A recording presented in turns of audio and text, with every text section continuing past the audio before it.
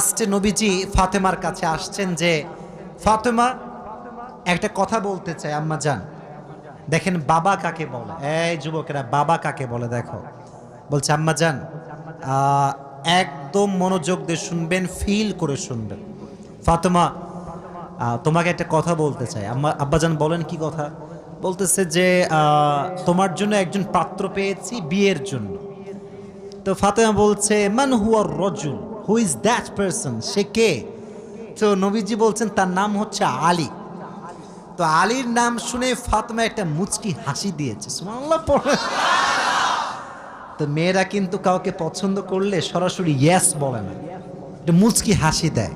আর হাদিসে এসেছে বিয়ের ক্ষেত্রে মেয়েকে মুখ ফুটিয়ে হ্যাঁ বলতে হবে না, যদি সে মুচকি হাসি দেয় এটাই প্রমাণ বহন করে যে সে রাজি হয়ে গিয়েছে, ঠিক কিনা বলো?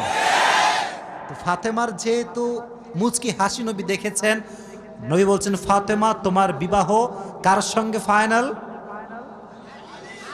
কার সঙ্গে ফাইনাল? আলীর সঙ্গে ফাইনাল। তাহলে এই ক্ষেত্রে আমাদের একটা আদর্শ আছে ফাতেমার জীবনীর থেকে।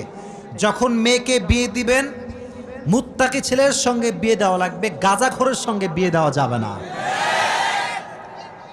আজকালকার গাঁজাখোরের সঙ্গে বিয়ে দেয় এরকম বাপ আছে না নাই? খালি গাঁজাখোর না, টাকলার সঙ্গে বিয়ে দিয়ে দেয়। আজীব কথাবার্তা।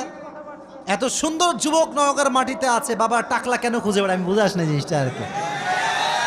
শোনেন একটা বিষয় বলি, বাস্তব কথা বলছি। 15 বছরের মেয়ের সঙ্গে 60 বছরের বুড়ার কখনো যায় না, এটা মানায় না, এটার সঙ্গে পার্সোনালিটি ম্যাচ খায় না, ঠিক কিনা যুবক ভাইরা? আমি চাই যার বউ নাই সে বিয়ে করুক, বাট যুবকের মনে কষ্ট দিয়ে বিয়ে করা যাবে না। আল্লাহ বোঝার তৌফিক দান করুক, পড়া আমিন। তো যেটা বলছিলাম, বিয়ের ক্ষেত্রে মেয়ের পারমিশন নেওয়ার দরকারটা যুবক ভাইরা আছে না নাই? তো এক বাপকে বলা হলো যে আব্বাজান থামো, কথা শোনো। কি রে? একজন বাবাকে প্রশ্ন করা হয়েছে যে আব্বাজান এই বামের ছেলেপেলেরা সব ভদ্র, এখানে সব ভদ্ররা বসে আছে, এর আওয়াজ করছো না তোমরা? চুপচাপ।